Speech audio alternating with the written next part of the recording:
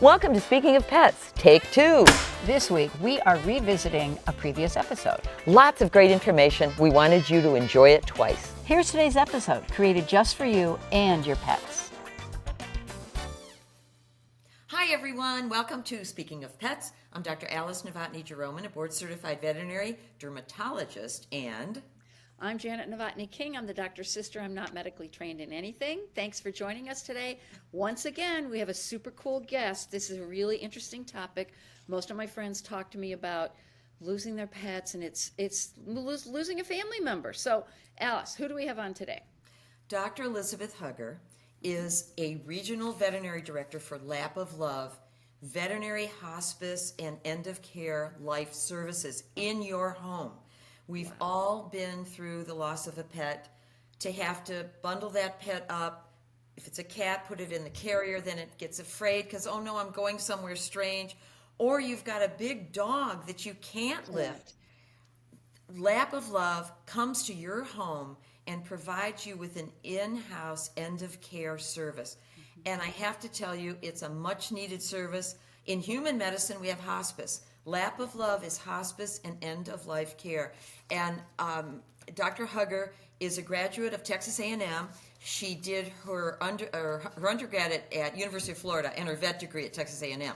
And she's a regional director for Lap of Love. We're so happy to have her today and make everyone aware of Lap of Love and the service that they provide in the very stressful and emotional time that we have when we lose a pet. So welcome, Dr. Hugger. We have a lot of questions about this service because I think it's so important for all of us because, like you said, Janet, this is a family member.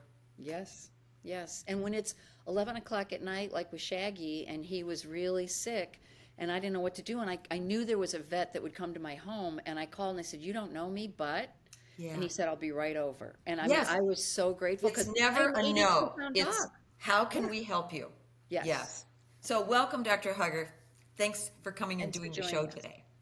You know, I was telling Janet, it's such an emotional time that it's so wonderful to have Lap of Love. And I just want people to know about it. I'm excited to be here and to talk about this service because it's a passion of mine for sure. So I'm glad to be here. So tell us about Lap of Love. How does it work? How did it get started? Right. What do you all do? How do you call you? Do you email you? Yeah. What? Okay, so when people are looking for our services, most of the time people hear about us word of mouth. Yeah. That is by far how we get the majority of our referrals. The other way is just through referring veterinarians. So oftentimes, I think about 40% of our clients come from veterinarians that say, you know, I know that we're coming close to the time and I know being at home is important.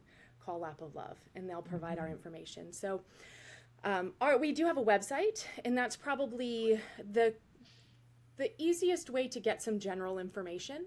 It's at lapoflove.com, and it really will provide all information in terms of what our services are, what we can do, because we are actually nationwide. We started here in Florida, in the Tampa area, actually. Our co-founder, Dr. Danny McVitie, she pretty close out of vet school.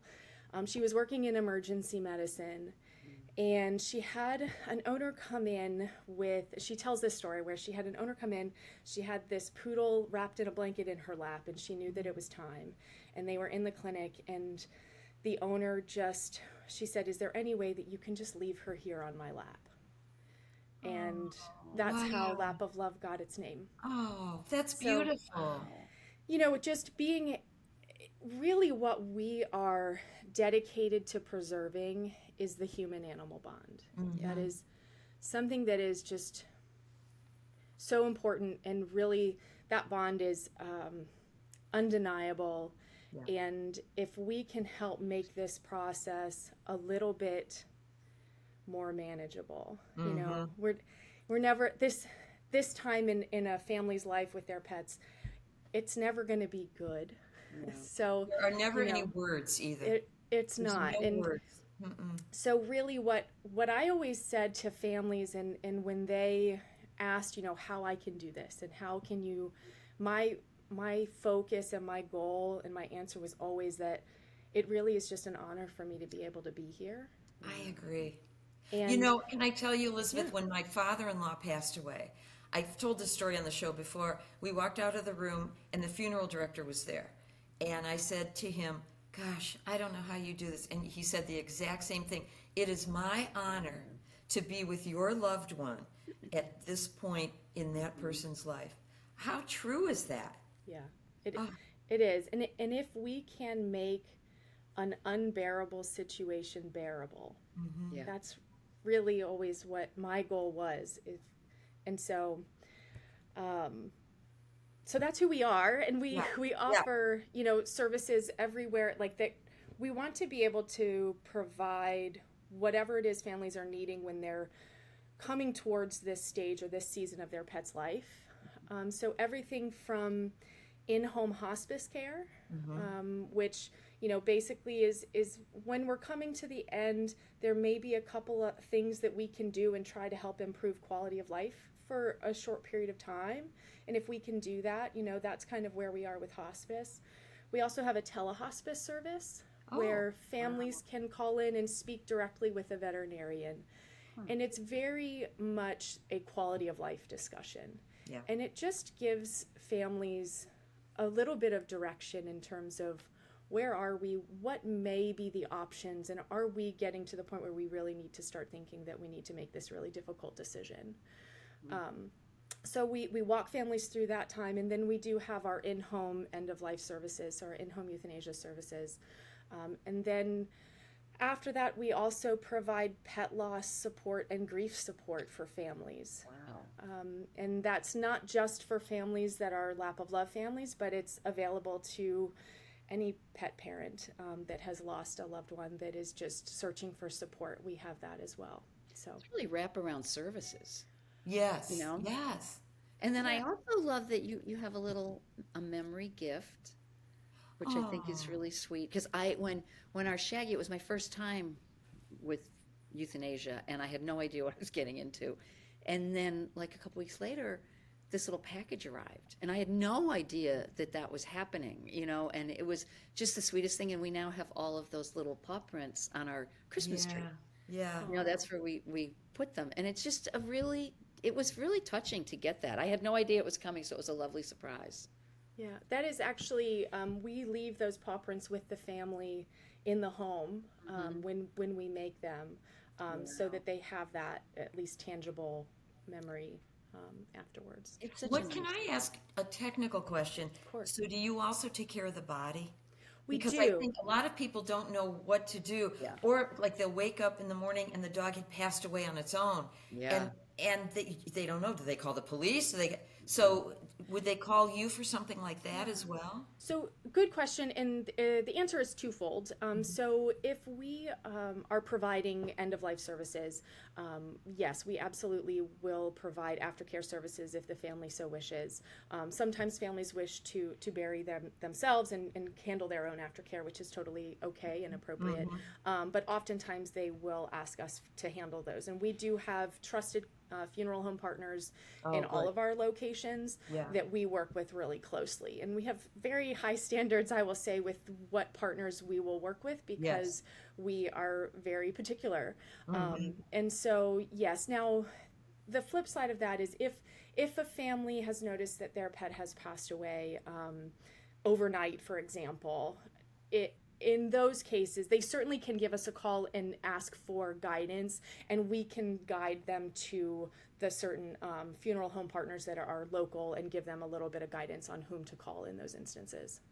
Now, is there, and I'm sure this varies by location, but is there a fee? There is, and you're exactly right. It does vary by location. The last number I heard, I believe we're in 35 or 36 states. So we're quite spread across the country, and so those prices are variable depending on the location. So the easiest way to be able to find out the prices is to go to our website, and you can just, for families that are looking, right on the very first page, you can type in your zip code, and it'll bring you to the appropriate page, and it'll show you the doctors that are available in your area with a little bio about them. It'll break down the prices, and all of that information, and the local area phone numbers that you can call. Well, I also like that this booklet you provide has information on your other pets, because it was a huge loss when we lost Right. Boomer, and Shaggy was the litter mate or brother, whatever you call him. Yeah. And Wait a minute. you know, Shaggy came, like the whole personality of the house changed because of that. You know, and we weren't prepared. We didn't know what was going to happen. It's interesting, right? And sometimes I don't know that we give our pets as much credit as I think they deserve, but they absolutely mourn in their own ways. Yeah. Oh, And, absolutely. you know, there are certainly going to be some pets that will move on with life as though nothing happened, and that's okay too, because there's also the flip side of that. Some pets are really affected by it and really mourn that loss, and every family is different in terms of whether they want their other pets to be present for these sorts of services or not. But we certainly welcome that if that's something that the family is asking about, and we are certainly open to discussing that too. Well, and we had my friend Catherine on, who is a master's in social work, who talked about how she handled it with her children, and how she works for Cornell here, and works with the veterinarians and patients that are going through pet loss. So it is a whole wraparound that you provide, which is really something. You know, too, Janet, I have some friends now that I'm retired. Jackie, that used to work for me. Yeah. Jackie always had golden retrievers. Yeah. And now that she's, late 70s, I don't think she'll mind me saying that, she didn't want to get another golden. Say mature. Because you can't pick that dog up. No. If something happened to the dog, she can't pick it up and take it to the vet, where I think that's a wonderful service that Lap of Love provides, because her one dog had bone cancer, osteosarcoma, and broke his leg because of, the weak spot and she couldn't get him in the car. And so this service comes to you. I mean, that's invaluable as far as I'm concerned. So how does it work? Say I'm in one of your towns, and Okay. are there local veterinarians that work for Lap of Love that are sort of like on call? Correct. Yep. We have in each territory, we often have multiple veterinarians that are available. And so when you call into our support center, we have a support staff that it mans the phones, and so you will talk to a live person. You don't talk to a robot. It's Can not. I tell you, when I called to get you on, the person was so nice. I wanted to keep talking to her. She was the softest, most comforting voice, Janet. How can we help you? So kudos to her. Thank Go on, you. Dr. Huger. Yeah. No, absolutely. They're incredible. And so they basically will look to see who we have available, what the schedule looks like, and we'll talk with families to try and schedule a time that really works best. Blue Buffalo Natural Veterinary Diets offer a natural alternative in nutritional therapy. With their in-house research and development team with over 300 years experience in well pet and veterinary therapeutic diets, more than 600 scientific publications, and more than 50 U.S. patents. Blue Buffalo Natural Veterinary Diets. So what are some of the things that hospice care entails? Yeah, it's a good question, because I think there is a little bit of a disconnect between what we can provide with veterinary hospice versus human hospice. And many of us have the experience with human hospice in terms of where a nurse comes to the home and provides nursing care and providing IV medications and things like that. And that's it's a little different in veterinary care. Veterinary hospice, the owners are really in charge of caring for the pet in that nursing care. Now, certainly we are focused on palliative measures. So are there medications that we can provide to help with any of the symptoms that these pets are exhibiting, whether Like that's vomiting or pain, something? Any of- vomiting, yeah. inappetence, absolutely. And additionally, though, the real benefit of having a veterinarian come to the home is also the veterinarian can see the environment and see, are there some opportunities for maximizing the environment to help this pet? For example, if you have a pet with mobility issues and they're on tile floor, Well, there's an opportunity for yoga mats being placed, Yeah. or carpet runners, or there are like pads for the feet, things like that that can really help them get around, that can really make a difference. For kitty cats, for example, if they're having a hard time getting around and the veterinarian notices that the litter boxes are on top of the dryer, being able to lower those and kind of cut the sides out of the litter boxes to make them more accessible. So things like that you can see when you're actually in the pet's environment. And so those are the things that we really focus on. Are there some palliative measures in terms of medication? And are there some environmental management techniques and tools that we can utilize? And some of those are just little minor changes that can make a big deal. That's exactly just the little thing for a big dog, for example, raising the food and water bowls off the ground so they don't have to lower their head as far, when they're getting a little bit older and painful and a little creaky. So there's a lot of those sorts of things that we'll discuss when we're in a hospice appointment. It's kind of like when visiting nurses came to mother's house, I know. or mom's house, and we had said, we should probably move those throw rugs, right? Wipe out. But when the visiting nurse said to move it, of course. I know. They don't listen to us. They listen to, yeah. We have to have the official come through, right? Do you ever do exotics? Do people call you for that? Like ferrets and things like that? We do. They're a lot less often. It's a smaller percentage of our appointment volume, but we certainly do have lots of doctors that are happy and willing to see birds and ferrets and pigs and hamsters and, all sorts of, we've had fish, so people love their pets. And so we certainly want to be there to help. So, go ahead, Janet. A lot of people really want their pet to die naturally. I know. So and at the pet's expense, even though the pet is suffering, because they don't want to have to deal with it. I know. They don't want to make that decision. Yeah. Right? And I remember when Shaggy it was bad and he had a hard time breathing, and the vet I had on the phone that was going to come over said, "Can I just listen?" And he goes, "I need to come over. That dog is suffering." Oh. And I'd never met this man before, and he was fabulous. So I bet education is a lot of what you do. What do you tell him? Yeah. So there are lots of times when families are unsure, and and that is part of what we do. And as a veterinarian, it's educating clients and helping them understand what's happening. And you had mentioned that natural passing. I think we all want to fall asleep and not wake up, right? That is what we want. But unfortunately, natural passings are by and large not peaceful.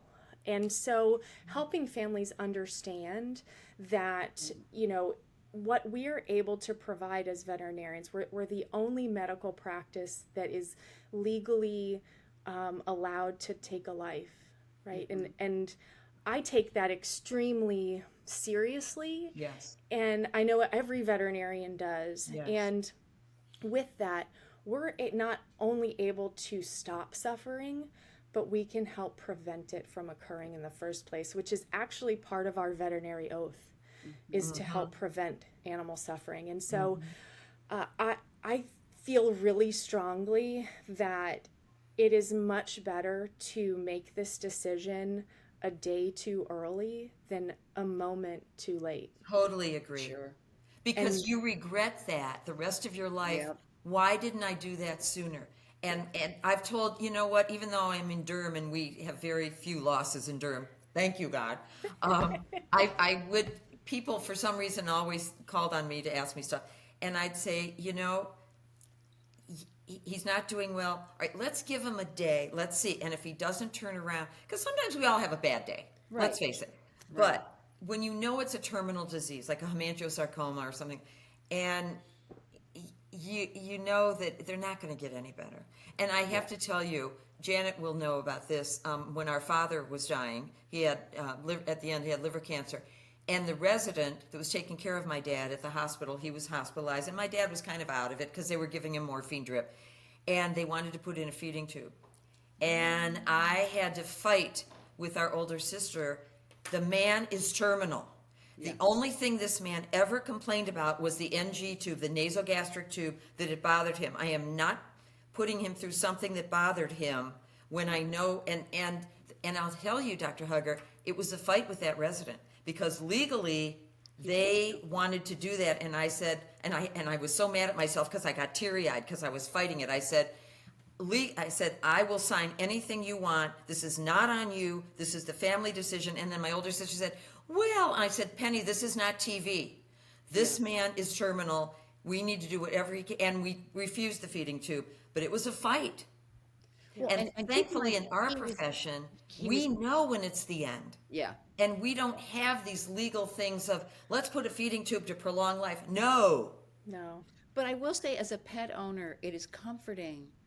Like when we had to put Smudge the cat down, or Dexy the cat down. Yeah. When my doctor, my veterinarian, looked at me and said, "It's time." Oh, absolutely. I'm sure, Dr. Hugger, with your pet and with my pet, I want my friends who are vets to say, you know, one of mine had a brain tumor, 15-and-a-half-year-old Golden, and Dr. Heidi Ward, my classmate internal medicine specialist, said, Alice, you know what this is. And just those words. Yep. I just needed somebody to double check me and tell me, yes, that's the right thing to do.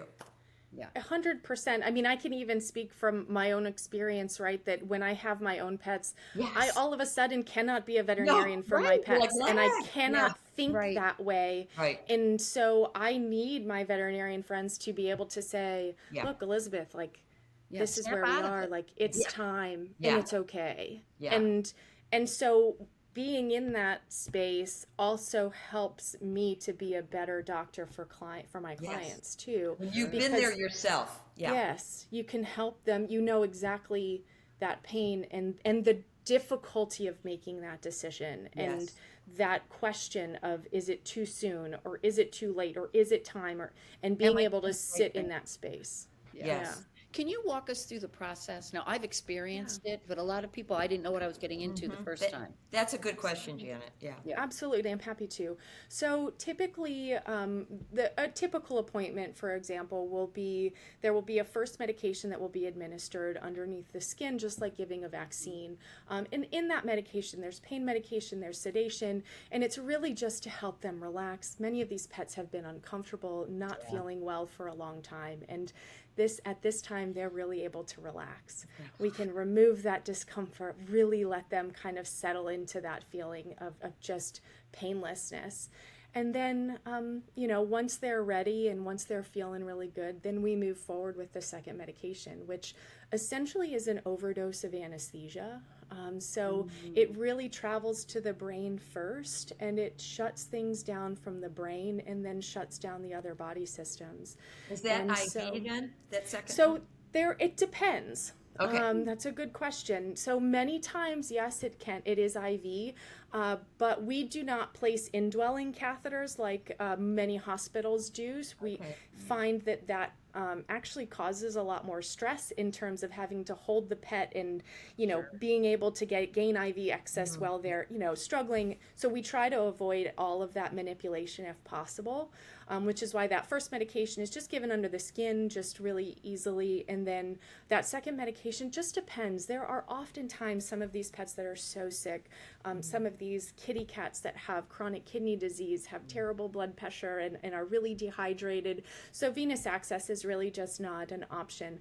But we can give the medication in other locations and, totally peaceful, and they don't feel a thing and they just kind of drift off. And so, that second medication can be given in several different locations. So before all that happened, we were given Shaggy chicken skin, Yeah. all the good stuff, right? Yeah. Still had an appetite. And and that's something I think you just do as a pet owner, right? Because you're spoiling the bejesus out of them. Food is love, right? Food is love. Yeah, exactly. Love so them we like encourage family. it. Treat them like family. That's right. We encourage treats, and many of our doctors bring treats for the pets because we just want them to be feeling as good as possible.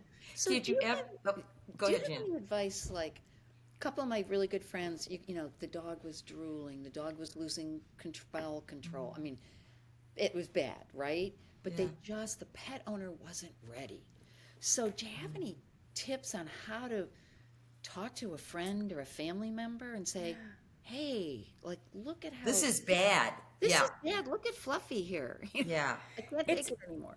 It is absolutely challenging, right? When you can see what somebody else doesn't see. But I have spoken with not just clients, but a lot of friends and family call me when they are getting towards this time, given what I do. But I oftentimes encourage families to think about quality of life, and I like to give them something that's very tangible to consider. And so what I ask them are, what are the 3 things that Fluffy loves to do? What are those things that historically are his favorite things, whether that's going for a walk or eating or going for a swim or chasing the ball, whatever, whatever those 3 things are, what are those 3 favorite things? When he can no longer enjoy 2 of those things, my question to you is, do you think that his quality of life is good enough anymore? Yeah. Because I would challenge that maybe it's not. Hi everyone, I'm Larry. Some of you know me as Grandpa Larry, and I run Larry's Animal Safari on YouTube, where we share sweet and educational videos about baby gorillas, zoo animals, and the amazing teams who care for them.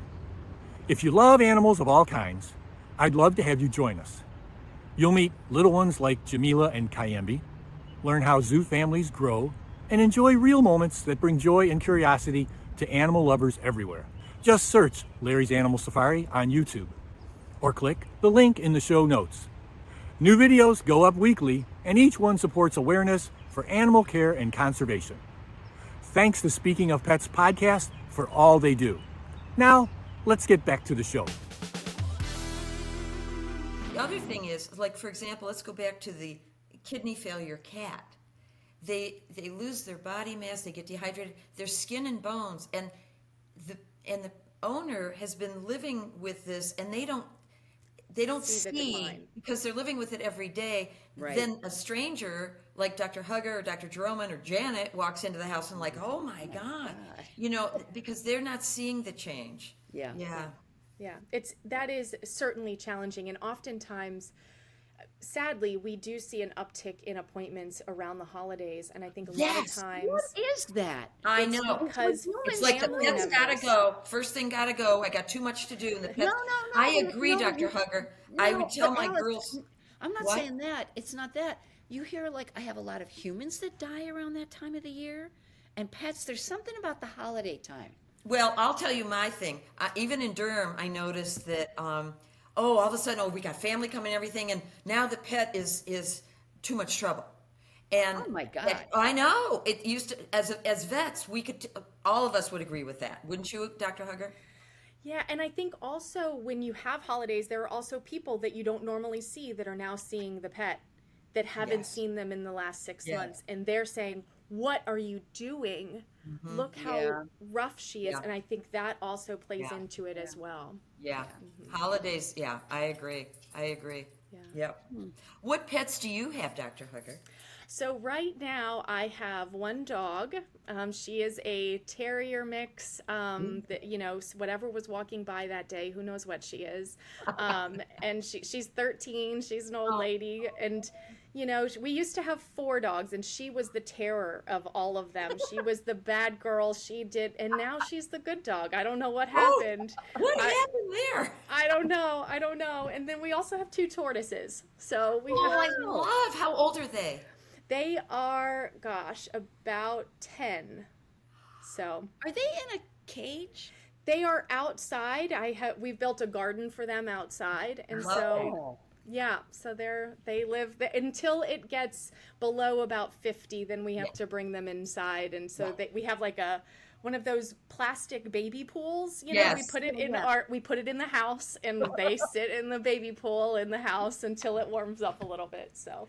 They're fast because I volunteer at Crow, and sometimes we're doing like tortoise day, so we take them out to exercise, and I'll be talking to another volunteer, and I'll turn around, where is he? I mean, they can really scamper off, and I'm like, oh my gosh, I'm the vet, and I don't want to lose one of the tortoises. You are Crow in Sanibel? Yes, that's where I am. Oh, okay. We were just in Sanibel 2 weeks ago.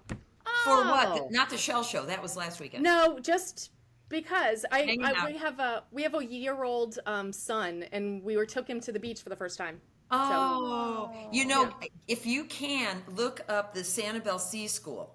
And when he's a little bit older, I want to go there because Oh, yeah? they have wonderful programs for kids. It's great learning experience.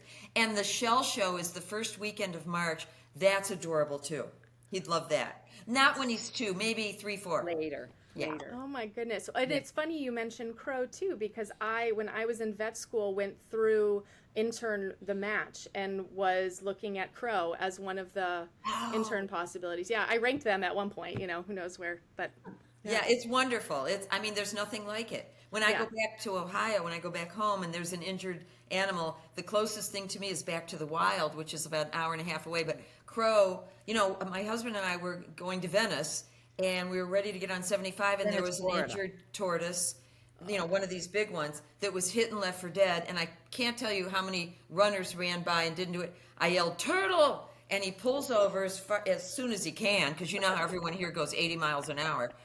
And I ran and I got it, and the left eye was gone, and it was bleeding from its side. And thank God, Blue Pearl, right by 75 there, will Yep. take wildlife, and then Crow comes and picks him up. I don't think he made it. I didn't call to find out because I didn't want to go through the sadness of it, but at least we got him off. He wasn't The on the road. road. He was hit and probably walked over, but yeah, it was bad. Yeah, Yeah. it's rough. But Crow is wonderful. Yeah, Yeah. good. Good. So, Dr. Hugger, I'm going to ask you the questions we ask all of our Oh, our yes. guests. Okay. First of all, thank you for joining us, and we really appreciate I'm so excited about our tortoises. Thank you Tortoise. for having me. Tortai, yeah. Tortai. Okay. What makes you passionate about your work? Oh, Yeah. I already know that. I was in small animal GP prior to coming into Lap of Love, and I can remember very vividly a gentleman, older gentleman whose pet was not doing well, little poodle, and we ended up having to say goodbye and really walking him through that process, and it was really sad because this was his only All he had. companion in life, and it was just heartbreaking. And he came back the next week just to bring me flowers, to say thank you for that, and to know that I was the one that ended his pet's life, his companion's life, and he was thanking me. And I just felt that was the moment when it almost was like a light bulb went off that there's something here. Yeah. And this work is not for every veterinarian. No. But there are certain people that it's made for. Yeah. And when you feel like you really have found your passion and your calling within the field, it's really special. It is a calling. It's not a job. Anybody that calls this a job, they have no clue. It's a life. Yeah. Yeah. Oh, wait a minute. Do you ever worry? I had a client, a young man. Oh God, is this the one with the paunch? No, but her eye looks red, doesn't it? Look. No, this is. No, This Janet, you're such a Isabel client. loves me. Hold him Isabel up to the loves camera so we can see him. I can't see him, Janet. me. Right. You can't see right there that redness? No, you Right pull there. pull the lid down. Well, good luck. You got it? I can't. Hi. Okay, bye-bye. Anyway, cute, what I was though. going to tell you real quick was I remember having a client. Remember, I'm in Durham, so I had a young man, and I think he had a Springer Spaniel. And this guy would do anything. I don't think he worked, okay? I think he was on mental disability. And he would do anything for this dog. So to give that dog the 6-month heartworm preventative shot, I don't know why that was done, okay? Because this guy would get up at 2 a.m. to give any medication at any time of day. So monthly heartworm preventative would have been great for this dog. Well, it had a reaction, and it died from that. And I reported it to the drug company, and I worried about him because he tried to tell his regular vet and the drug company the dog's never been the same since it's gotten the shot. It started like 3 days after. And I called him, I think, every day for 3 weeks because I was worried about him after he lost this dog. This dog was everything to him. And he was a young man with, I know, some problems. And he did okay, but it was tough. Yeah. That human animal bond, right? Yeah. It is Yeah. so strong. Yeah. I was afraid of what he was going to do, really. Yeah. Yeah. So our next guest question is, what is your pet or human peeve? My pet Peeve. Ooh. Pet or human. Or human. It's not the terrier, because the terrier's a good girl now. Yeah, she's a good girl. Yeah, I can't pick on her anymore. Man. I wish I could come up with something really clever, but I've got nothing. See, that's a happy person. That's a happy person. We've had people. I'm always annoyed by everything. The people don't use their blinker. Things like. Well, I work from home. I hardly drive anymore, to be fair. In Florida, and that's a plus in Florida. Well, the other day I was in Pilates class, and we're a group where we see each other every single morning. And then one woman said, I just have such anxiety. And I said, she goes, what do you have anxiety about? And I went, there you go. kind of nothing. Yeah. I said, like an MRI puts me over the edge, right? I said, but how often does that happen? Right. And I just said, not a lot. Like, not a lot. And she's like, how do you do that? And I go, like, a lot of stuff's out of your control. Like, let it go, Yeah. Well, that's easy to say, but Right. yeah. But she said, I am anxious all the time. I would go, like, out of my mind. Yeah. I think I would change my diet. Well, the only time I've experienced anxiety is I'll never forget when they announced that COVID was a pandemic, worldwide pandemic. And I was sort of like, now what? Because we'd never been through that, right? Yeah. I got like a little like, how's this going to work? Yeah. And then it was like, it just kind of rolled out, right? Do the tortoises have names? Yeah, what are their names? Maple and molasses. And you need to send pictures. I happen to love tortoise pictures. Okay, I will send We'll pictures. put them up on the screen, and we'll we put your will. website up too, and watch. Thank you so much for this. Yeah, important I work. hope we get to meet someday. If you ever come to Sanibel again, I'm here till first weekend of May, then we head back. But that Venice house, you'd probably pass through Venice on the way to... Absolutely, yeah. No, Venice is not far from us. We drive to Naples a lot. My brother lives there, so we pass Venice all the time. That's like going to the Mideast. I mean, because it takes forever to get there. I have to tell you, I was walking the beach this morning listening to a webinar, because that's when I get a lot of my vet listening stuff in. And I met this couple from Lancaster, PA, and we just got to talking, and she was saying how nothing is really built back here. And I'm like, yeah, you're right, it's not. And so they asked me about stuff to do, because they leave Saturday. They are there with another couple. They were going to go to Naples. I said, plan on spending 4 hours in the car, 2 hours, 2 hours back. Yep. I said, why don't you do Captiva cruises? You can take the boat to Boca Grande. You rent a golf cart, have a fun day. And they're like, oh my gosh, the other couple, he was in the Navy. He would love to go. I said, then do it. Because Naples is fun, but at this time of year, it's Dr. Hugger, if you're driving to Naples, It's a lot, yeah.